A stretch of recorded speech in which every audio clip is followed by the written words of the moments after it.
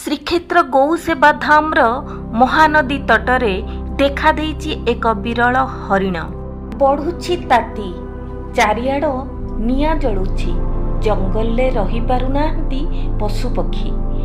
ତାତି ସହିତ ପ୍ରବଳ ଶୋଷ। ପାହାଡ଼ରୁ ଓହ୍ଲାଇ ଆସୁଛନ୍ତି ହରିଣମାନେ, ପଡ଼ୁଛନ୍ତି ମୃତ୍ୟୁ ମୁଖରେ। ଗୋଟିଏ ପଟେ କୁକୁରମାନଙ୍କର ଆକ୍ରମଣ, ଅନ୍ୟ ପଟରେ ମଣିଷ ରାକ୍ଷସର ଆକ୍ରମଣ। ମାତ୍ର ବନ ବିଭାଗର କଡ଼ା ନଜର। କିଛି ଦିନ ତଳେ କୁକୁରମାନଙ୍କର ଆକ୍ରମଣରେ ଗୋଟିଏ ହରିଣର ମୃତ୍ୟୁ ଘଟିଥିଲା। ପୁଣି ଆଜି ହରିଣଟି ଶୋଷ ପାଇଁ ନଦୀକୁ ଓହ୍ଲାଇଛି। ବନ ବିଭାଗର କର୍ମଚାରୀମାନଙ୍କ ଭିତରେ ପୁରିଆ ଭାଇ ହାତୀ କ'ଣ ହରିଣ କ'ଣ ସମସ୍ତଙ୍କର ପ୍ରିୟ।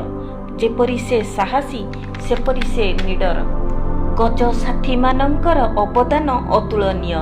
ହରିଣଟିକୁ ଉଦ୍ଧାର କରି ପୁଣି ଜଙ୍ଗଲରେ ଛାଡ଼ି ଦିଆଯାଇଛି। ଏଭଳି ମାନବୋଚିତ କର୍ମ କରିଥିବାରୁ ବନ ବିଭାଗର କର୍ତ୍ତୃପକ୍ଷମାନଙ୍କୁ ମୋର ଅନ୍ତରରୁ ଭାବଭରା ଭକ୍ତିଭରା ପ୍ରଣାମ।